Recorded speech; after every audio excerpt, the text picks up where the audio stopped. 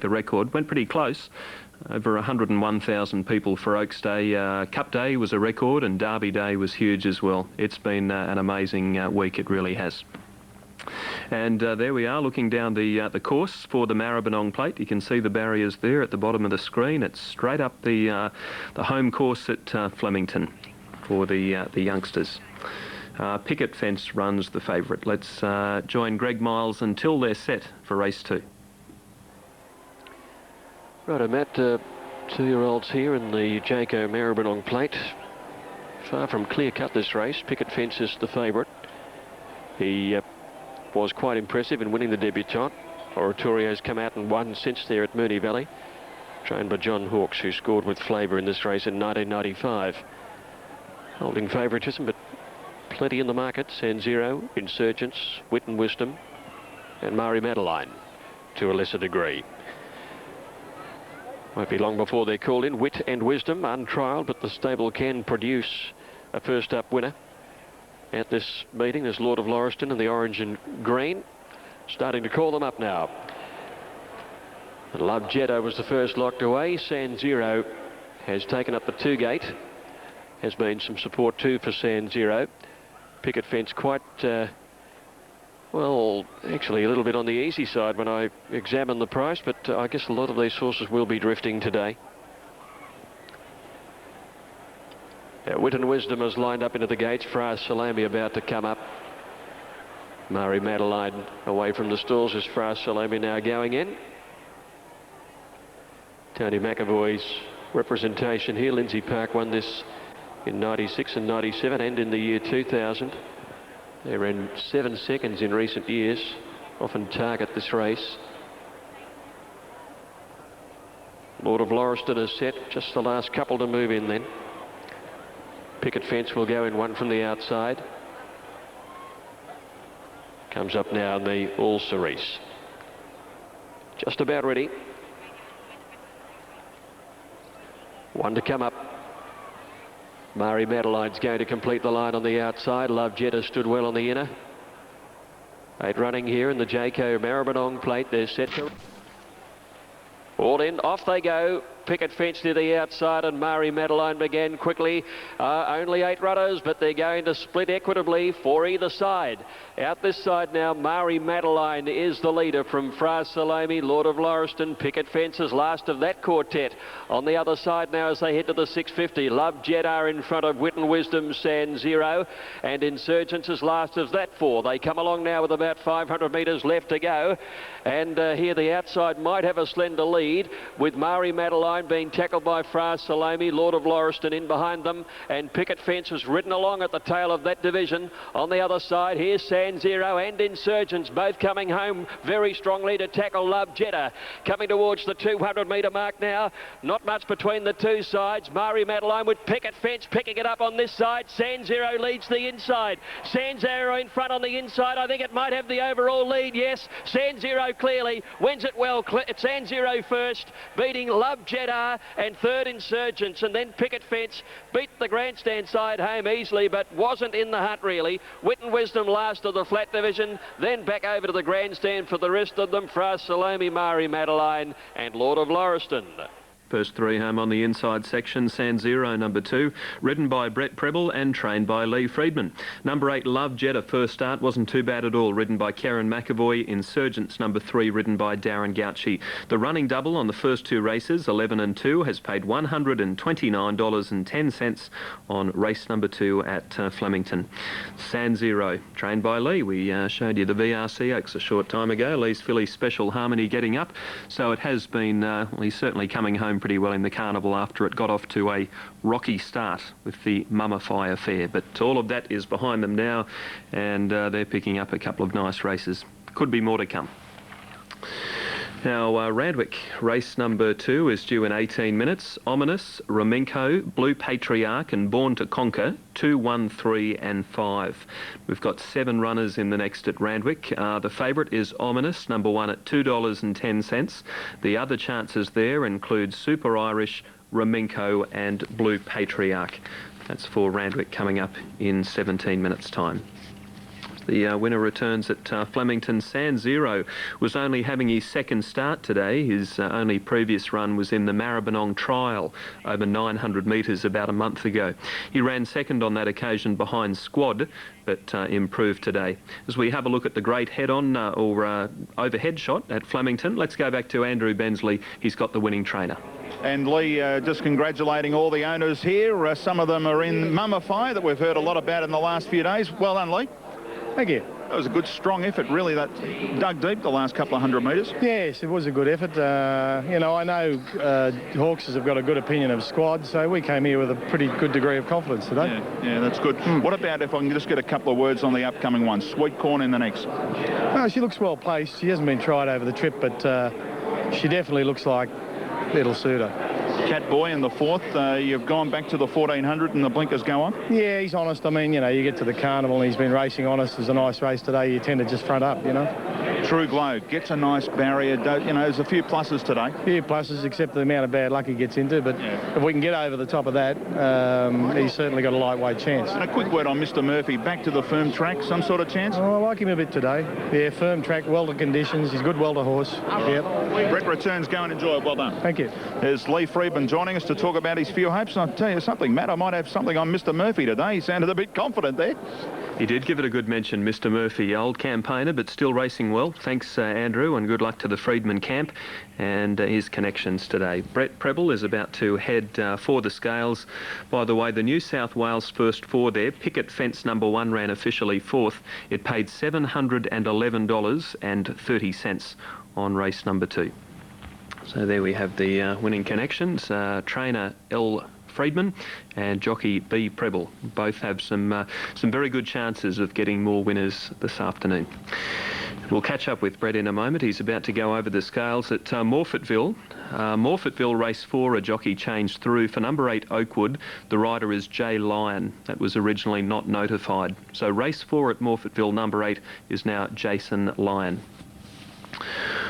All right, let's take you to the weigh-in room at Flemington and catch up with Brett. A horse that I know is ranked fairly highly with the stable. Brett, this fellow here, you sat on him the other day. How much improvement's come out of that run?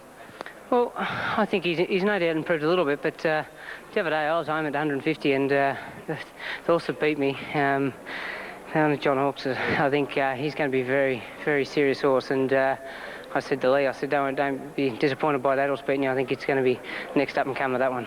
Well, just having a look at what this horse has done today, he has gone as straight as a gun barrel, and his best work was really at the finish. Little gentleman, real professional-like, and real tough. You're right, on the line. It was as strong as what he was at 300, so, you know, if ever he goes, the better he'll be, sort of thing. It's one of those races, Brett, where if you look back through the honour roll, good horses have won it, and this fellow looks like he's probably got the ability on what we've seen today to go on. Yeah, if you look at him, he looks a classy type horse, and today was a good, tough, honest effort, and gentleman-like. Good to see you in the winner's circle, mate. Good to be there. All right, Brett Preble. It's Brett Preble getting San Zero home in the second at Flemington. We are standing by for correct weight to come through. Now, runners in the yard at Randwick for the second. The favourite is Ominous, number 2 at $2.10. Let's have a look at these gallopers as they parade. We start with Raminko, number 1, a 7-year-old trained by Paul Perry at Newcastle. Usually runs a good race at Randwick. He's had 4 goes here for 2 wins and a minor placing, and the 1600 metres is the perfect trip for him. He's one of the main chances, Raminko, number 1. And there's correct weight in from Flemington on race 2.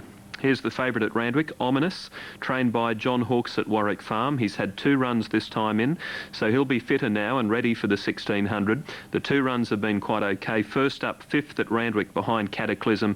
1200 was too short for him, but there was improvement at Rosehill 2 weeks ago behind Spinning Con. Blue Patriarch, number 3, a gelding from Rosehill. He's trained by John Wenman. His last 2 runs have both been quite good. A win at Kembla Grange of a Class 5. He didn't have a lot of luck at Canterbury last time out. He was held up for a run when 3rd behind Takas, but he was steaming home. He has to be included. Number 4, Super Irish, a gelding trained by Clary Connors at Warwick Farm. He's been threatening to win a race for a little while. He's been in the money at his last 3 starts, former Victorian. 3rd at Sale, and his 2 recent Sydney runs have resulted in a 3rd at Kensington and a 2nd at Rosehill behind Wativi last time out. So he is getting close. Larry Cassidy rides. 5 is Born to Conquer, a gelding from the Gerald Ryan stable at Rose Hill. He's well travelled, campaigned in New South Wales last preparation. His first 2 runs back from a spell this campaign have been in Queensland. First up, 4th at the Gold Coast, 5th at Eagle Farm last start. He has had a trial though. He ran 2nd in a Rose Hill trial last week behind Secret Gold Mine. Not the worst of them. 6 is a scratching, so we move to number 7, Murango, a gelding trained by Tiger Holland there at Randwick. He's still a maiden. He's had 16 starts and still hasn't won a race. But as you can see from his last 4 there, he does run quite a few minor placings. 3rd at Kembla last time out in a maiden. Today's much tougher, and here's the last one. Sharp Enough, number 8, a mare trained by Graham Rogerson at Randwick. She's had 2 runs this time in. She comes off a 5th at Rose Hill last Saturday behind Stolen Glances, where she didn't have a lot of luck in the home straight. Chris Muntz on board. So there you have it. I'll look at all of the runners in the next race at Randwick. Race 2 coming up in 11, and Ominous is the favourite. And the rider for Ominous is sun around at the moment, as Murango will be the last to move in. Ronnie Stewart riding Murango here for local trainer Tiger Holland. And big chestnut horse, and in he goes, Murango, and we're all set for a start. 1600 journey of race 2.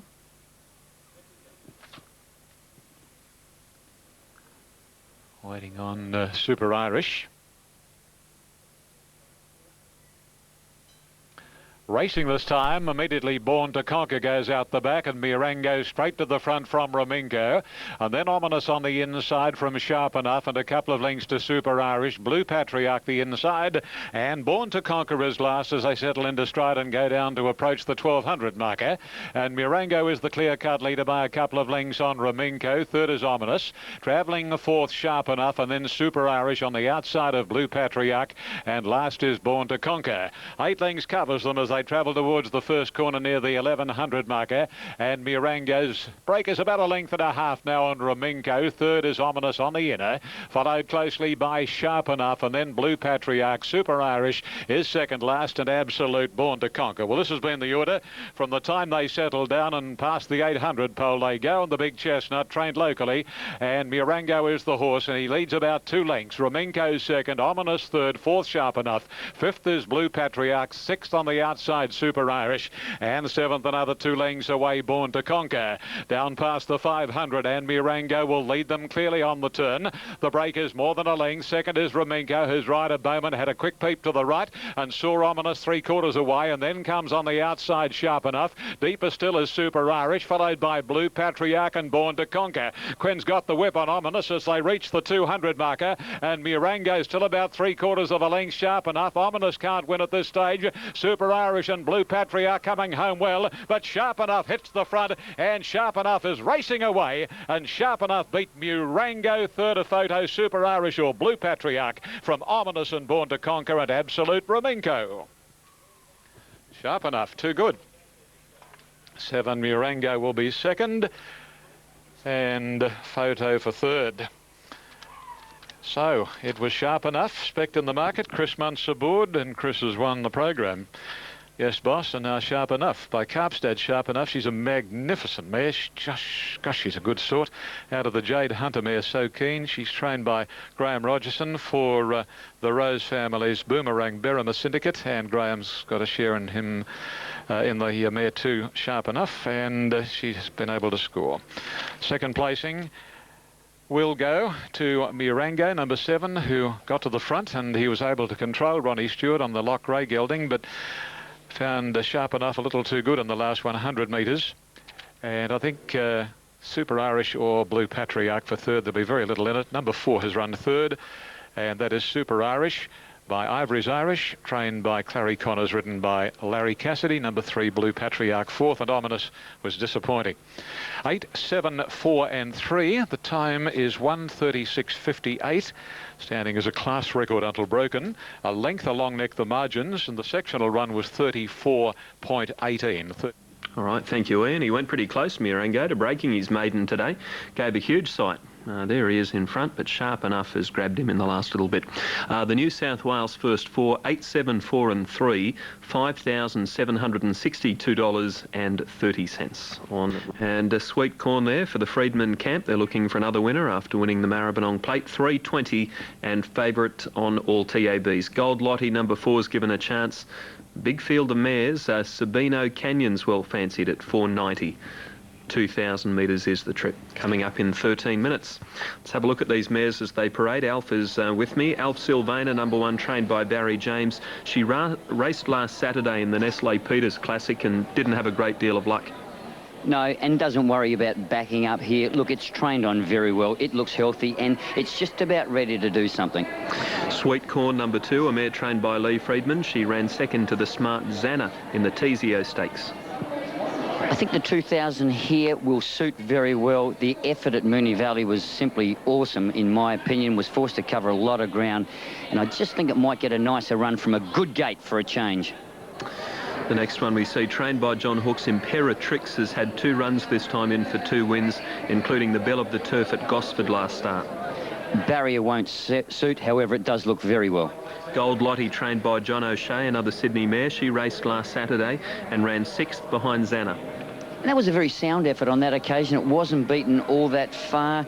Stepping up to the 2000 here, I've always had a little bit of a query about it over this distance. That's the only problem I have with it. Apart from that, terrific.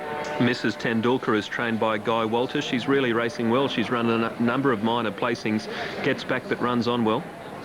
And I think stepping up to the 2000 is perfect, given the fact that it is placed at Group 3 level in the Kingston town over the same distance. Full spec South Australian mare trained by Greg Lesnikowski. She ran 3rd at Morfettville in a listed race last Saturday. Yeah, and a fair effort behind King's Arch. I thought it had every chance on that occasion, but I suppose the problem with it is it will get a long way back. 7 Surprise Pick, a mare trained by Stephen Theodore at Cranbourne. She raced on Wednesday at Kyneton, so she's backing up very quickly. Yes, backing up very quickly. In fact, I thought it might be too quick. La Rocha, number 8, a mare trained by Tony McAvoy. She's won up to 2,500 metres in the past, so she's a real stayer. Yeah, genuine chance in a race like this, and the firm ground suits.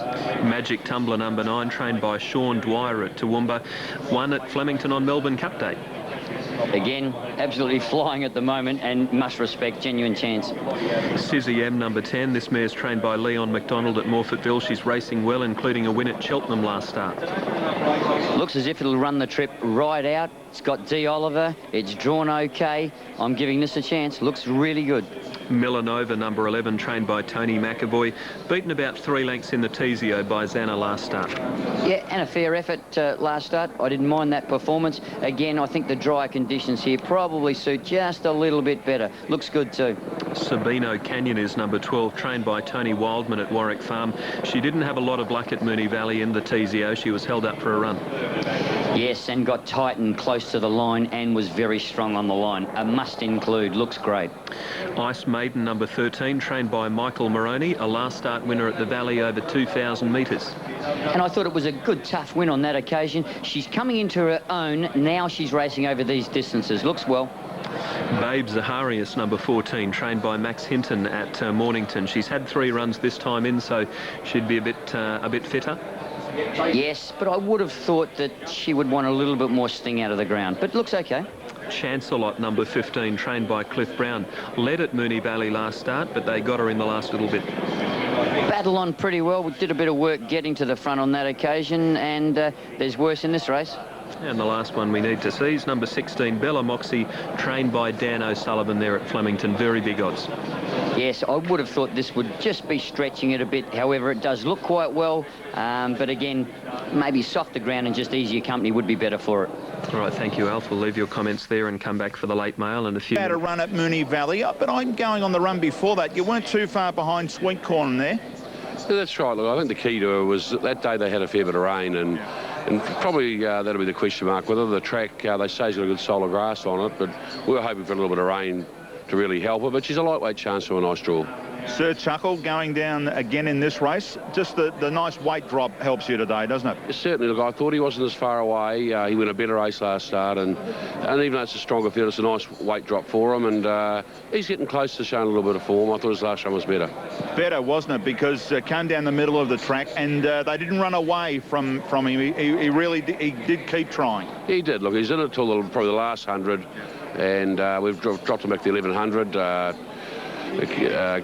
Kathy's sort of reported that he has been pulling pretty hard in his race, which is not quite like him. So we're just hoping that backing him up, which has been successful before, will just relax him.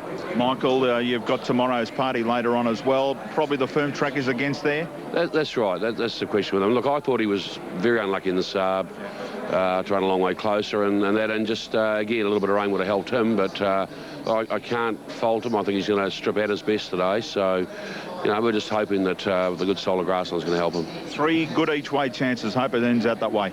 Yeah, hopefully. Thanks, Andrew. Thanks, Michael. Michael Moroney joining us there. Let's run through what's happening quickly. A couple of minutes to go. Sweet Corn, it's been a drifter on track. Certainly unders the tote at the moment at that $3.60 quote for number 2. Imperatrix has drifted out to double-figure odds. If you fancy number 3, you're shopping okay on the tote, though. Gold Lottie, there's been support there, but it is unders the tote at $7.50. Mrs. Tendulkar, it's out to double-figure odds. It is unders at the moment at $10. It's got to overcome that wide barrier.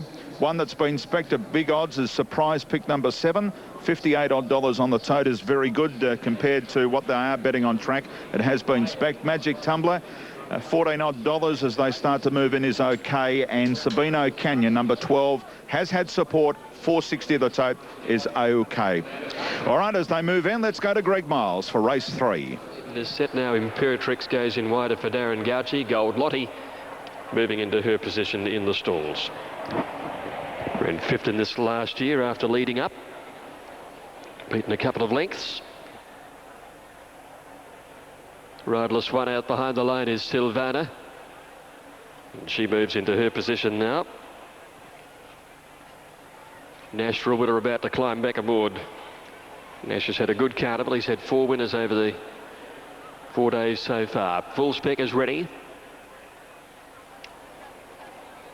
Now, Sizzy M's about to come along into the line now. Former Irish mare who broke through winning at Cheltenham last time out. Favouritism shared on track with Sweet Corn and Sabino Canyon. Chancelot Reese McLeod, red cap to distinguish it from Mrs. Tendulkar is ready. So Magic Tumbler to move up. One here in good style on Tuesday over the 1,700 metres. Mrs. Tendulkar is going to be the last to get set then. Drawn on the outside for Patrick Payne. Goes in, so the field... They're all set to run in the Matriarch Stakes, so that's where we have to leave our live coverage. They've jumped. They're off and running in the Matriarch, so we'll have a full replay of that one in a few minutes' time.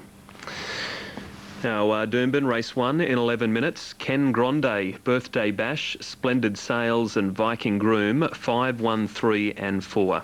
And this first race at Doomben today is for the 2-year-olds, many of them having their first start, including Birthday Bash, number 1, who's well fancied at $3.50. But the favourite is Ken Grande, number 5 at 3 even, and Viking Groom is the other chance. That's the first in Brisbane in 11 minutes.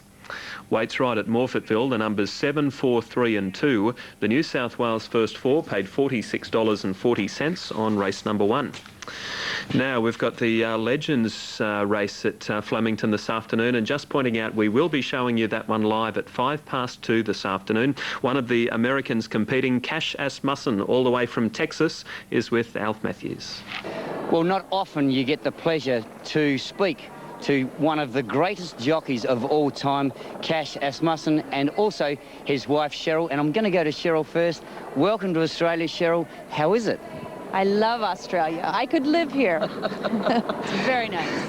Now, Cash, that's not a bad opening line. No, I think I'll be following close behind. I think it's pretty difficult to follow in that, but we definitely landed on our feet when we got here. Great racing, great weather. The hospitality is second to none, and I think that us as Americans, we can learn a few things from the Australian hospitality. Cash, I've always said in opening comments before, the trailblazer for jockeys in Europe yourself.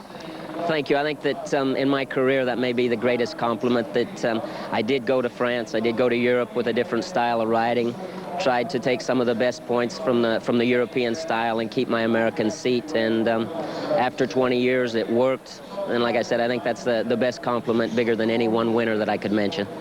Now today you're riding the Legends race. Do you know much about your horse? No, they say he's handy, but I think I'll be sitting fairly still early on. I don't know if I'll be saving the horse's energy or my own. I don't want either one of us to come up too short. Cash, it's wonderful to see you here in Australia. Cheryl, likewise, and maybe one day we might catch up with you, possibly next year for the Breeders' Cup. The Breeders' Cup in Texas, like I said, we're going to take back a few ideas here from the carnival, and hopefully that anybody from Australia that would like to come to America, hope to see you in Texas. And Cheryl, looking absolutely elegant. Thank you. Thank you. Right, we'll see Cash on the track a little bit later on, but it sounds like they're enjoying their time in Australia. Now, a short time ago, we had the running of the Matriarch Stakes at Flemington, over 2,000 metres. Here's the replay. Ready for the Trout Matriarch. 2,000 metres, they're underway. Bellamoxy jumping well on the inside. Away very quickly is Chancelot. Surprise pick. Sizzy M is right up there today too, and Sweet Corn settling just off them as they settle into stride now.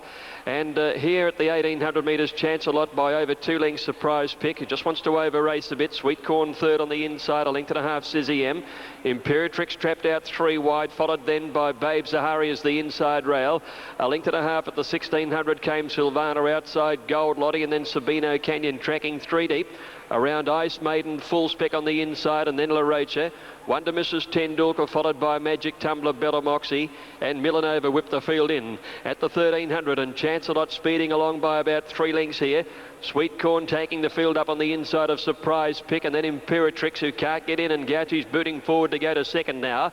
Then came Babe Zahari's in the orange colours, running 5th on the inside of Silvana, who's on the improve, and Sabino Canyon is very wide still, and they're followed by Sizzy M. A length further back in the field then is La Rocha outside Gold Lottie, and then Ice Maiden, full spec, well back with Bellamoxy.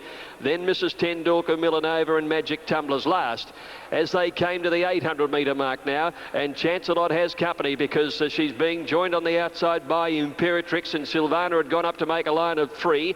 Sweet Corn right behind them in the lime colours on the inside of Surprise Pick, and Sabino Canyon's never been on the track. Then came Sizzy M, followed by Babe Zahari as they corner, and then La Rocha. And further back is Ice Maiden and Bellamoxy. Mrs. Tendulkar swings out very wide. Chancelot the leader from Imperatrix. Silvana wide out. There's a run coming for Sweet Corn. She's going up on the rails now. And then Sabino Canyon. Mrs. Tendulkar's coming with a pretty good run at the 250 metre mark now. And Sweet Corn dives up on the inside to go to the lead over Chancelot. Silvana. Mrs. Tendulkar down the outside. Sweet Corn the leader at the 100. Mrs. Tendulkar and Silvana are starting to try hard, but Sweet Corn is really digging in deep, and Sweet Corn beats Silvana. Mrs. Tendulkar third. Close up Babe Zahari is in the fast finishing Magic Tumbler, and then Millanova followed in by Chancelot and full spec. Back behind these is Gold Lottie, and then came Ice Maiden. Surprise pick Sizzy M. Bellamoxy followed further back in the field by La Rocha. Sabino Canyon, who had a torrid run, and Imperatrix is last of all. The Lee Friedman stable really firing in the last day of the carnival. That's the winning double already. The Maribyrnong Plate and the Matriarch Stakes, 2 group races going to the stable. Brett Preble rode San Zero into first placing in the Maribyrnong, and here he is right up on the inside on Sweet Corn here, number 2, going on to score. So Sweet Corn the winner, Silvana the runner-up, number 1, ridden by Nash Rawilla, and Mrs. Tendulkar's battled on very gamely, number 5, ridden by Patrick Payne. So 215, the running double, the Friedman running double, has paid $15.50, and will stand by for the New South Wales first 4 dividend. That's race 3 at Flemington. The next race is